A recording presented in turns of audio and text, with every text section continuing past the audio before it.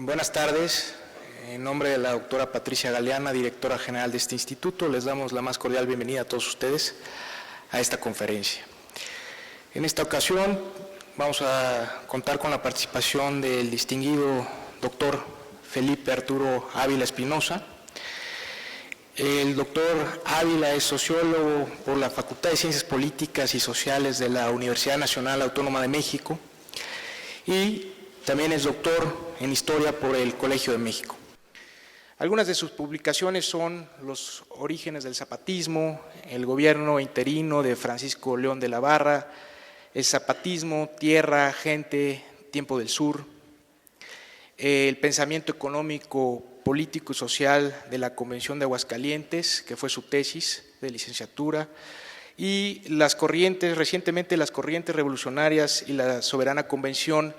que es editado por este instituto y lo pueden conseguir en la librería. Y bueno, el día de hoy nos dictará la conferencia la dictadura porfirista. Le damos la más cordial bienvenida, querido doctor y amigo, en nombre de la doctora Patricia Galeana.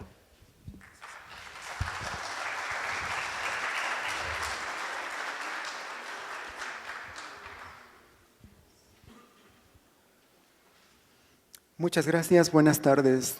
a todas y a todos. Me da muchísimo gusto compartir con ustedes este espacio. Como todos ustedes saben, mañana se cumple el primer centenario de la muerte de Porfirio Díaz, un personaje polémico, un personaje que sigue causando una profunda discusión. Ahora mismo está en curso un debate nacional sobre si se repatrian o no sus restos mortales y sobre todo sobre si se le tiene que rendir un homenaje o al contrario tiene que ser, en caso de que se decida su repatriación, un acto familiar, privado, alejado de los reflectores. Vamos entonces a hablar sobre este personaje fundamental en la historia contemporánea de México. En la historia nacional, pocos personajes han sido tan polémicos y controvertidos como Porfirio Díaz. Pocos también han experimentado en vida su transformación de héroes nacionales, aclamados hasta el límite, en villanos repudiados por muchos de quienes antes lo exaltaban. Porfirio Díaz es uno de esos excepcionales personajes que pasó de ser una de las glorias nacionales, vencedor de los ejércitos franceses durante la intervención y el artífice de la más prolongada etapa de paz, estabilidad y crecimiento económico durante el siglo XIX, a ser visto como un dictador, como un déspota, tirano, responsable del atraso, sufrimiento y marginación de la mayoría de la población mexicana y causa directa del estallido social revolucionario de 1910. Esta última imagen es la que ha predominado en la mayor parte de la historiografía sobre el periodo que gobernó y al que la misma historiografía dio su nombre, el porfiriato o el porfirismo. Los vencedores de don Porfirio, los revolucionarios, crearon su propia versión de la historia y construyeron una ideología, la ideología de la revolución, que les dio legitimidad a partir de la negación y anulación del régimen de Díaz. En esa visión, Porfirio Díaz era la encarnación del mal gobernante, creador de un régimen autoritario y represivo, con las manos manchadas de sangre y la responsabilidad histórica de haber entregado las riquezas del país y el poder político a una camarilla oligárquica asociada con los capitales extranjeros. Con matices, esta fue la interpretación prevaleciente en la historiografía de la Revolución Mexicana desde la construcción periodística de John Kenneth Turner hasta la mayoría de los estudios académicos elaborados todavía en la década de 1970. Cuando estamos justamente conmemorando el primer centenario de la muerte de Porfirio Díaz y del inicio del estallido de la Revolución Mexicana, la nueva historiografía de esta época debe buscar hacer un balance histórico que, en la medida de lo posible, se aleje de las simpatías y los odios que Díaz sigue provocando, que pondere los logros y méritos de su figura y de su obra, que sea capaz de reconocerlos y al mismo tiempo que valore también con ojo crítico las deficiencias y daños que ocasionó el autoritarismo, la desigualdad social, la ausencia de libertades políticas, la represión que prevalecieron durante su mandato. Cualquier valoración del porfirismo debe partir del reconocimiento de que Porfirio Díaz fue, hasta su ascenso al poder, uno de los principales héroes en la lucha contra el Imperio francés y en la restauración de la República, y que como gobernante, luego de décadas de inestabilidad política, guerras civiles internas y externas contra Estados Unidos y Francia, que amenazaron seriamente la permanencia y la integridad de la nación mexicana, tuvo la capacidad de construir un sistema político en el que la autoridad del poder central logró someter a los caudillos y poderes regionales e imponer la hegemonía del Estado nacional por primera vez en el siglo XIX mexicano. Díaz consolidó su poder a fines de la década de 1880, imponiéndose a los caudillos militares rivales, a las élites, a los grupos populares y a los poderes regionales mediante un hábil mecanismo de equilibrios entre las élites locales y regionales, así como a través de la presencia y la intervención del ejército y la imposición de sus hombres de confianza al frente de los poderes locales. De esta manera, logró fortalecer al Estado nacional a costa de las regiones y de los poderes locales. Este proceso, sin embargo, no significó que la estabilidad y la paz porfirianas hayan sido absolutas, que dejara de haber protestas, resistencia, movilizaciones y aún rebeliones, y que la dominación dejara de ser un proceso de negociación permanente entre el poder político y los distintos grupos sociales. La estabilidad política lograda por el régimen de Díaz fue acompañada de políticas públicas impulsadas por la clase gobernante, en las que el Estado se convirtió en el principal instrumento para promover el desarrollo económico, convirtiéndose en el motor del crecimiento y en el modernizador de las estructuras y de las relaciones sociales. Este proyecto, que tenía por objetivo la creación de un Estado nacional laico y establecer los fundamentos de una sociedad moderna basada en los principios liberales, fue un proceso de larga duración que arrancó con las reformas borbónicas de fines del siglo XVIII, continuó con altibajos durante el agitado siglo XIX, promovido por las facciones liberales, y finalmente logró, luego de la restauración de la República y las leyes de reforma, ser un proyecto realizado con mayor éxito por el régimen de Díaz.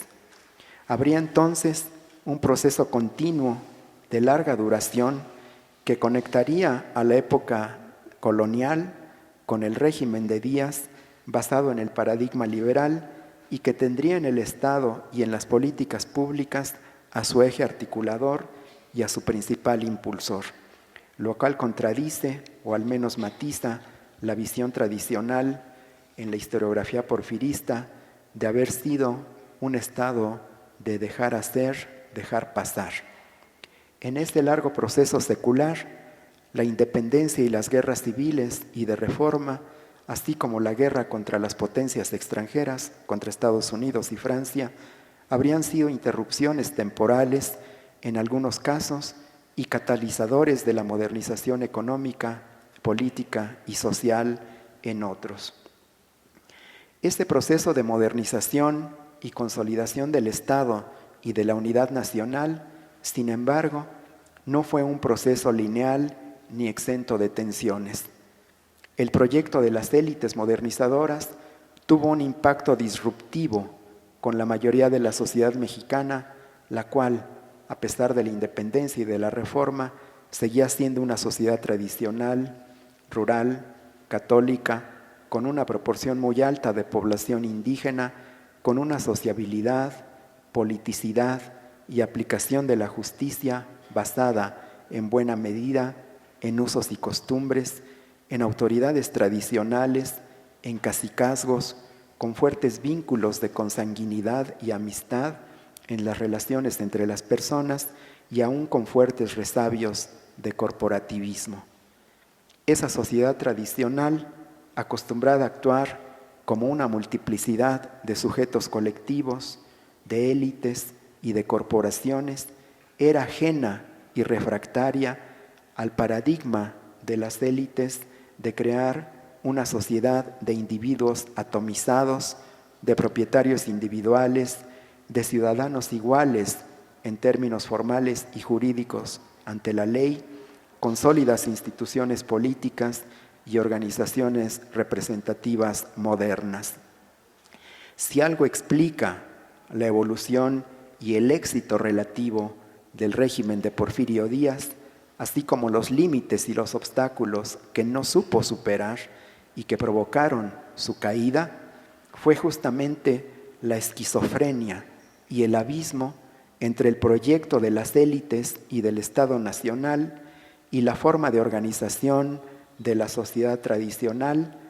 separación que se expresaba periódicamente con el ritual electoral en el que las élites nacionales y locales participaban y movilizaban a la sociedad y hacían que ésta legitimara su elección como sus representantes políticos en un proceso que se ha catalogado con justicia como la ficción democrática. Aunque no debe exagerarse la consolidación de este proceso modernizador y su implantación en todos los ámbitos de la vida social, política, económica y cultural,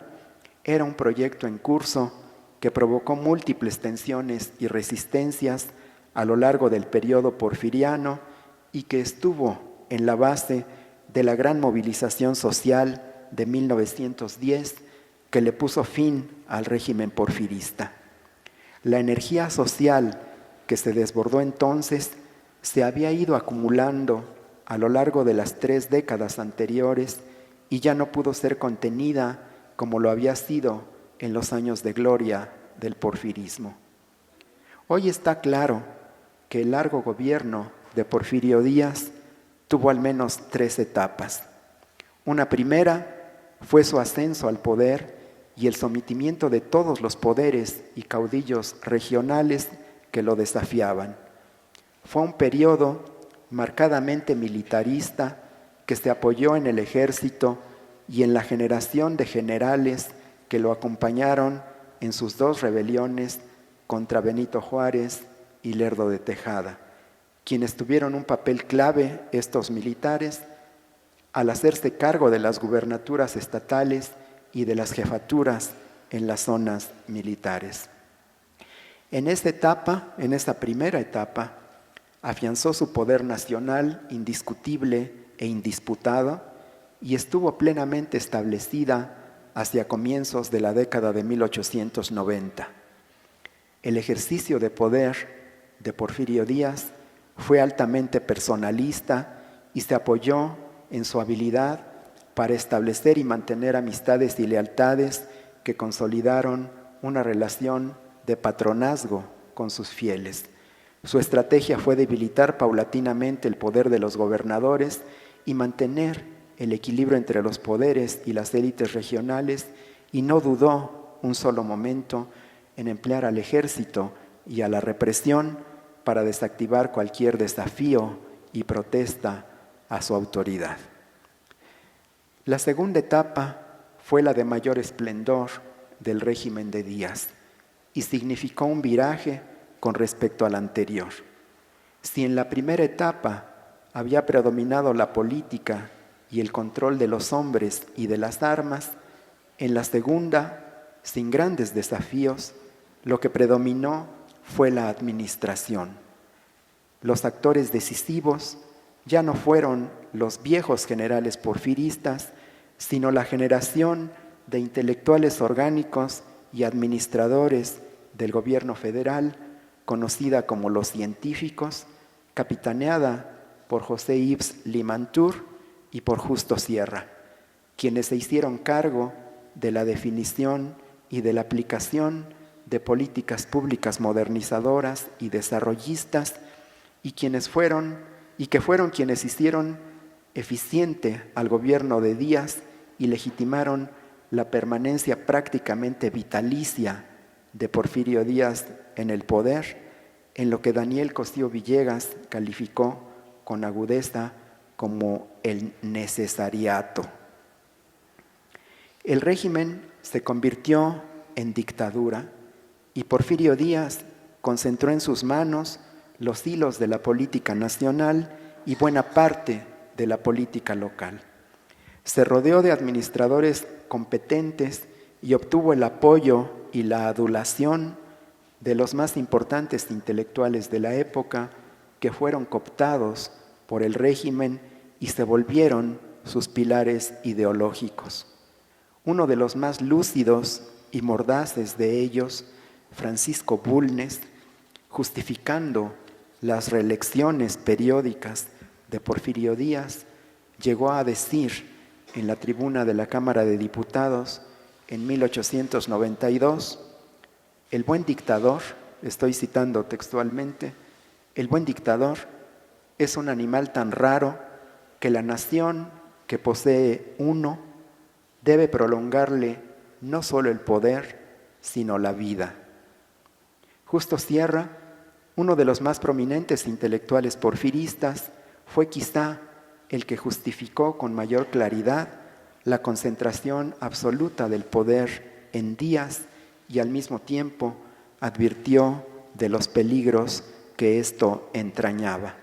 Y cito a Justo Sierra: la reelección significa la presidencia vitalicia, es decir, la monarquía electiva con un disfraz republicano y tiene inconvenientes supremos. El primer aspecto, que no hay modo posible de conjurar el riesgo de declararnos impotentes para eliminar una crisis que puede significar retrocesos, anarquía y cosecha final de humillaciones internacionales si usted llegase a faltar. Usted es Porfirio Díaz, claro. De lo que nos preserven los hados. En la República Mexicana no hay instituciones, hay un hombre. De su vida depende la paz, el trabajo productivo y el crédito. Fin de la cita. Porfirio Díaz asumió conscientemente esta concentración del poder en sus manos y de la reelección indefinida. En la famosa entrevista que le dio al periodista canadiense James Krillman en 1908, justificó así esa decisión. Y cito a Porfirio Díaz: recibí este gobierno en manos de un ejército victorioso, en un momento en el que el país estaba dividido y el pueblo impreparado para ejercer los principios del gobierno democrático. Arrojar de repente a las masas la responsabilidad total del gobierno habría producido resultados que podían desacreditar totalmente la causa del gobierno libre. He tratado de dejar la presidencia en muchas ocasiones, pero pesa demasiado y he tenido que permanecer en ella por la propia salud del pueblo que ha confiado en mí. Fin de la cita de Porfirio Díaz. La concentración absoluta del poder en Porfirio Díaz se convirtió así no solo en el pilar del régimen, sino también en su principal debilidad. La tercera y final etapa del porfirismo comenzó con el nuevo siglo y en ella afloraron las limitaciones y contradicciones generadas en las etapas anteriores. A diferencia de los periodos previos en los que Díaz había tenido la habilidad de establecer equilibrios y contrapesos con los distintos poderes y élites regionales, en la etapa final se inclinó por los científicos, a los que confió no solo la administración, sino también la política, haciendo a un lado a poderosos grupos y corrientes nacionales, el más importante de los cuales fue sin duda el reyismo.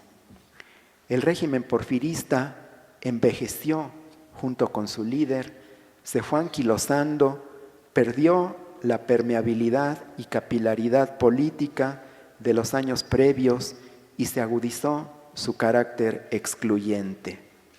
Díaz mismo se fue quedando solo ante la desaparición física y el envejecimiento de la generación con la que había conquistado el poder. La administración pública, monopolizada por los científicos, careció de la sensibilidad y habilidad para resolver los nuevos desafíos creados por la modernización y fue rebasada por la conjunción de factores como el crecimiento de las clases medias urbanas, la movilización de los trabajadores, la protesta de élites desplazadas y el desafío de las oposiciones políticas que en un amplio espectro reclamaron nuevos espacios y enarbolaron demandas que no pudieron ser canalizadas por el sistema político. Además, como todos los regímenes autoritarios y personalistas,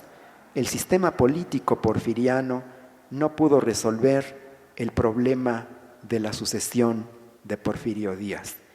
y no estaba preparado para manejar su relevo de manera institucional y pacífica. Esta incapacidad tuvo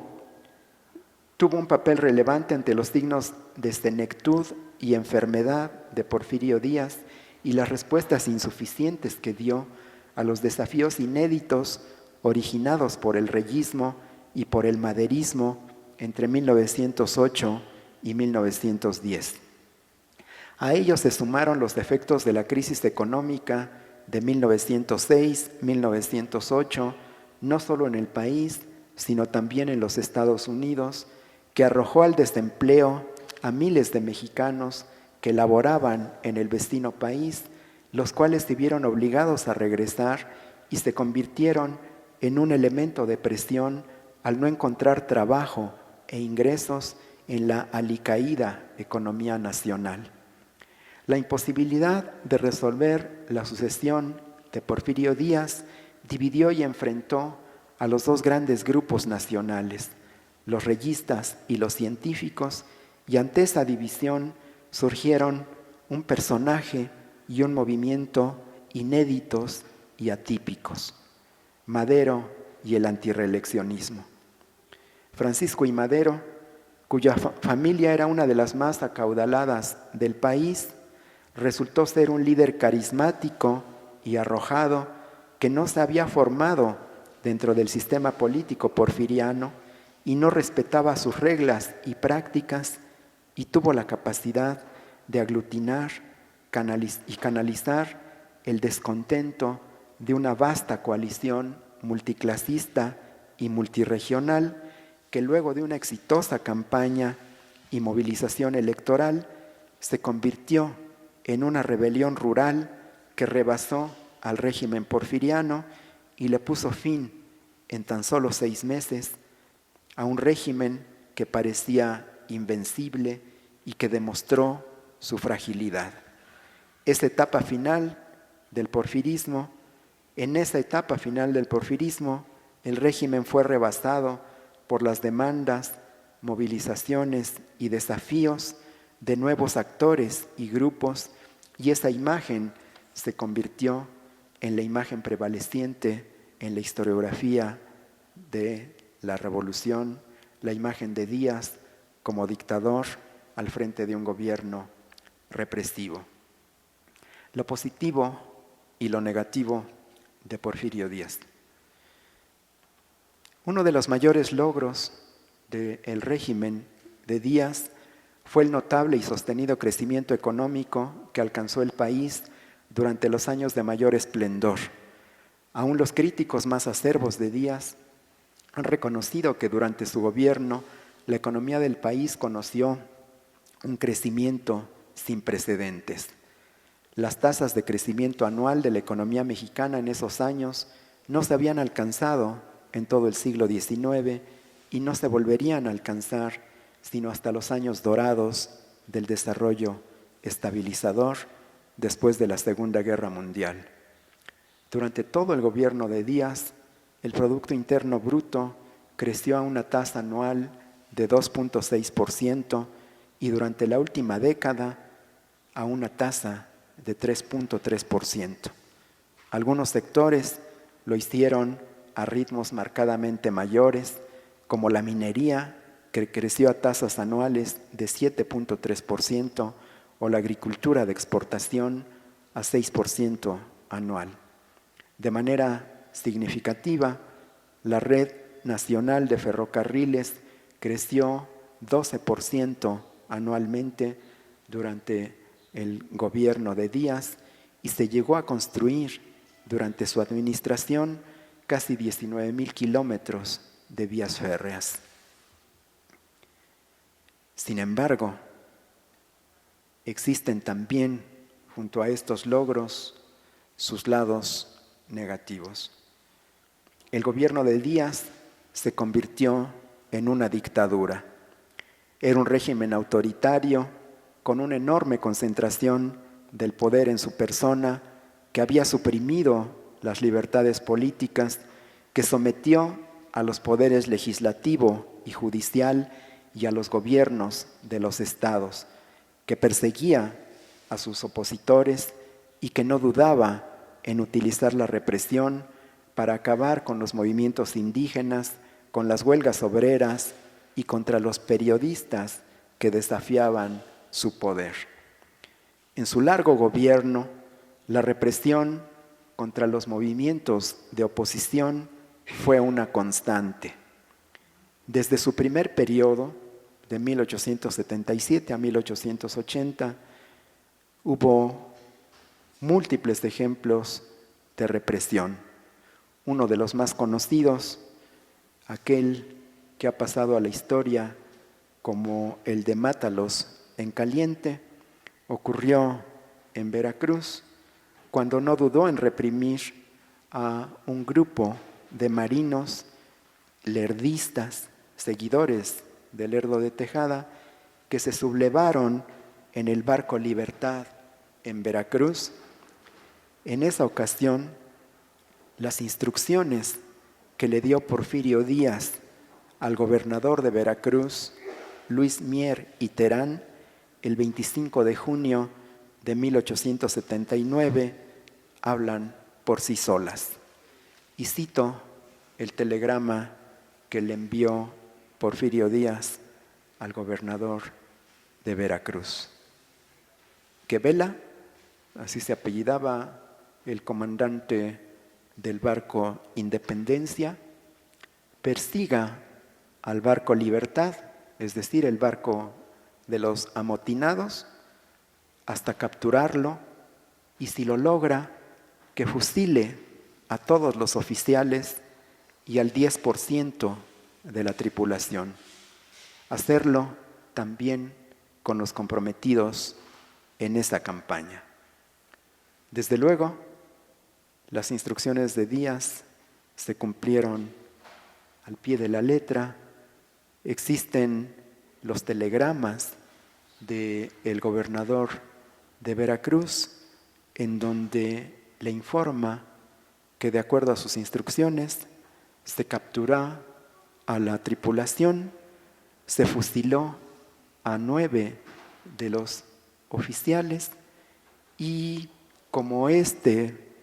acontecimiento se supo y trascendió en la opinión pública, después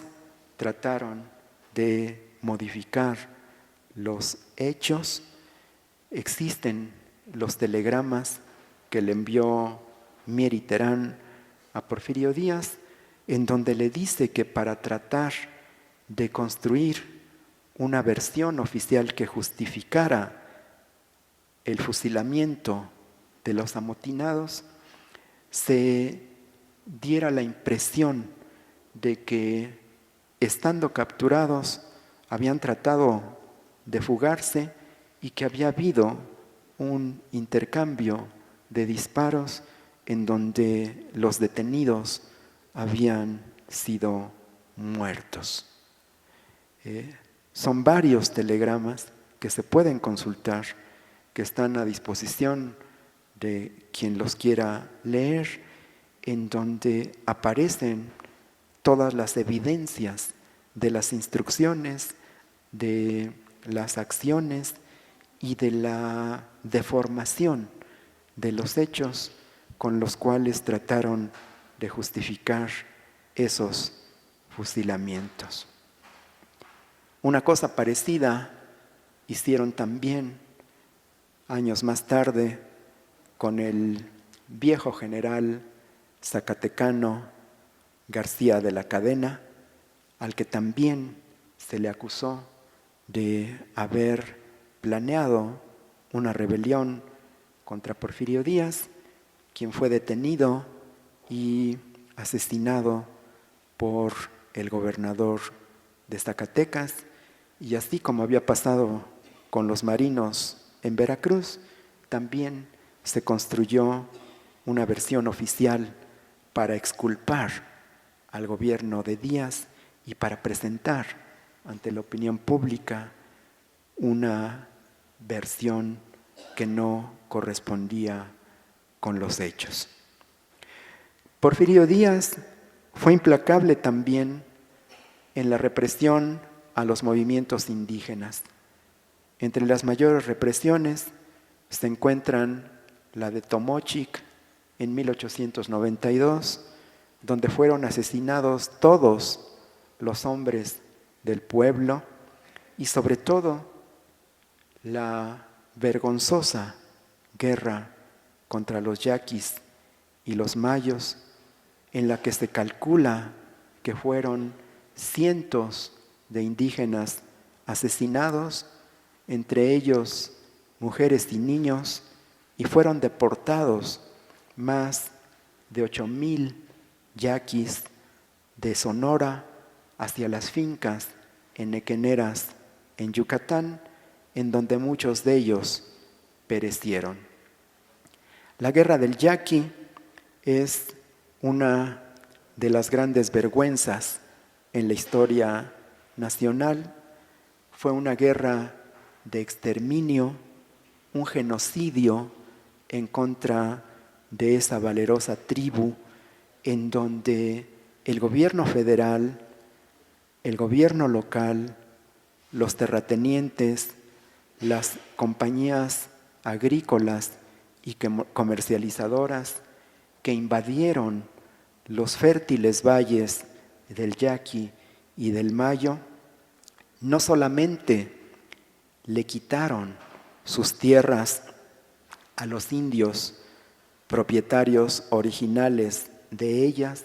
sino que emprendieron una brutal, una sangrienta guerra de exterminio,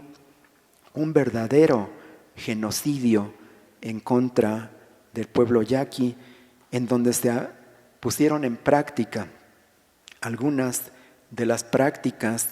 más salvajes, más crueles en contra de la población, con bombardeos, quemas de pueblos, reconcentración de la población en lugares estratégicos y, sobre todo, una consciente guerra de exterminio para acabar con el pueblo yaqui. Fue una guerra que terminó el gobierno de Porfirio Díaz y no se había concluido. De igual modo, han quedado en la memoria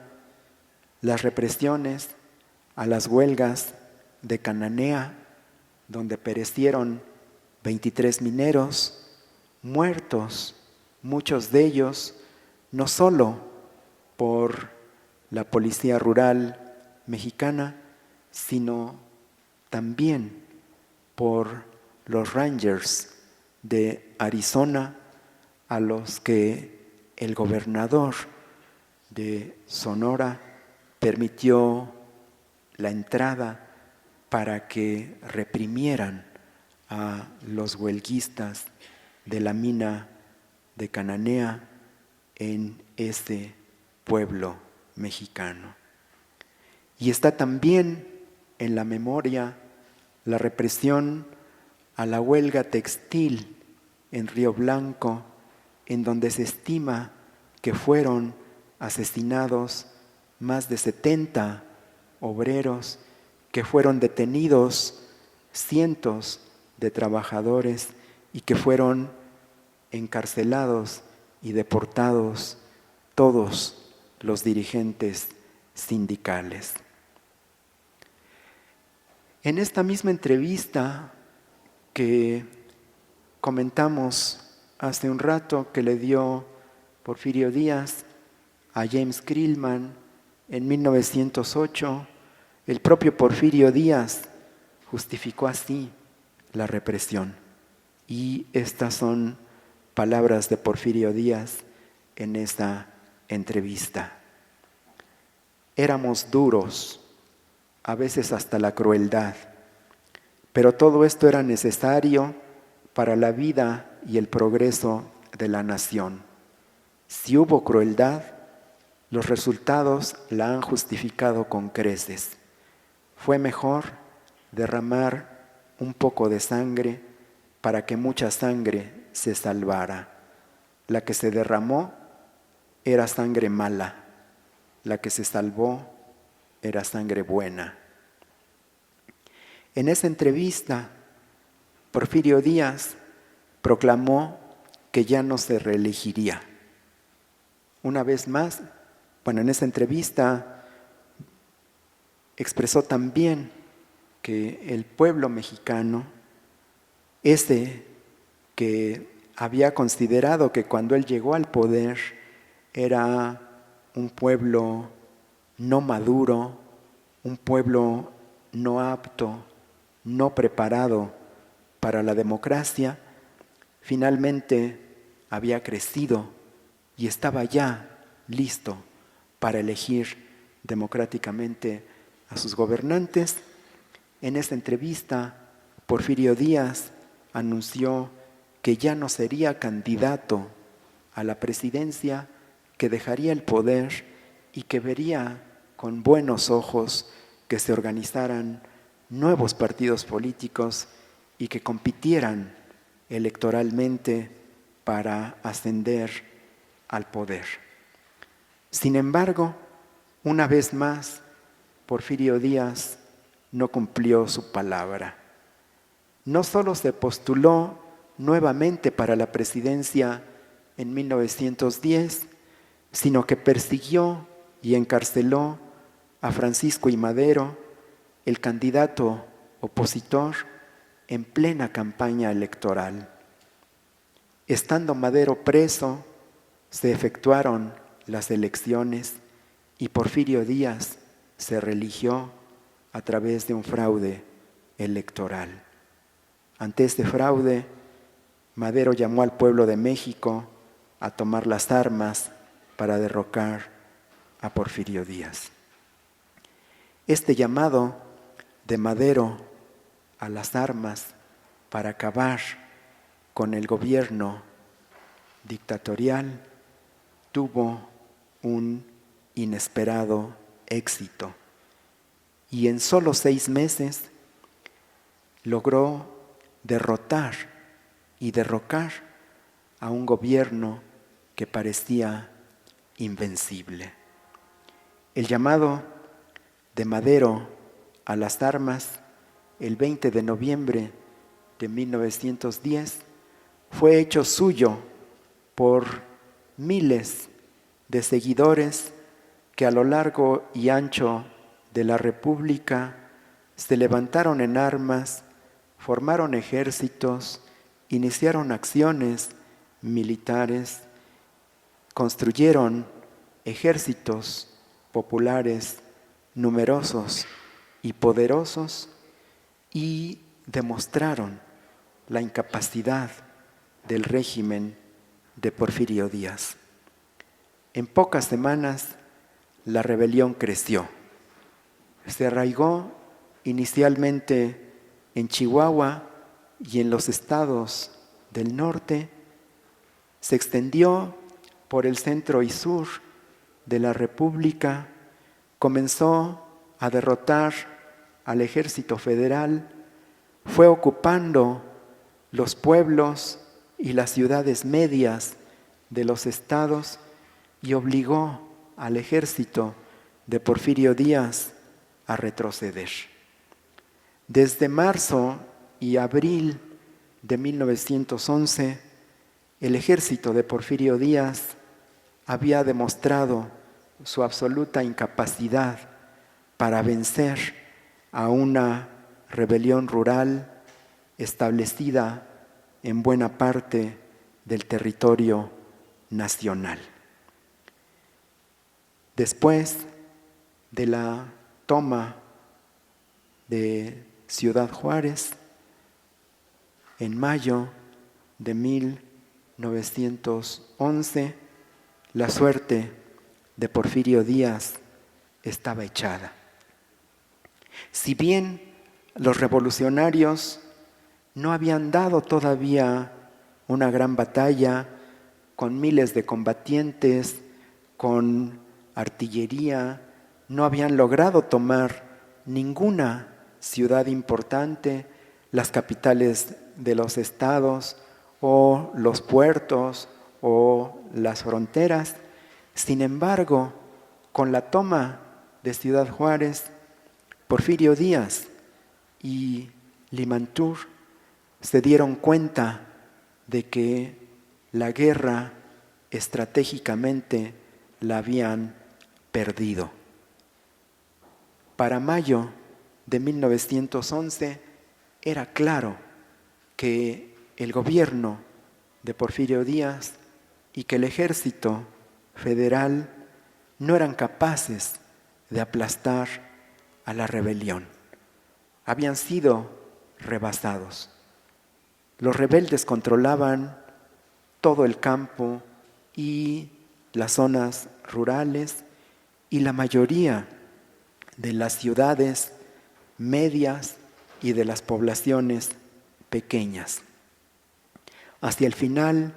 del gobierno de Díaz, Porfirio Díaz controlaba solamente las capitales de los estados, los entronques ferroviarios y las grandes haciendas de la República. El resto de la República la había perdido. Por eso, Porfirio Díaz, al darse cuenta de que no podía derrotar a la rebelión y también al darse cuenta de que la opinión pública ya no lo aceptaba, se dio cuenta de que tenía que renunciar. En la carta que envió al Congreso de la República, en donde anunció que dejaba el poder, en esa misma carta expresó que había comprendido que el pueblo de México, que tanto lo había reconocido, era un gobierno que le había vuelto la espalda. Era un pueblo que ya no lo quería. Y ante eso, Porfirio Díaz decidió capitular. Entregó el poder sin haber sido derrotado en ninguna gran batalla, pero cuando ya había sido derrotado militar y políticamente de una manera estratégica. Si se hubiera empeñado en mantenerse en el poder, hubiera sido barrido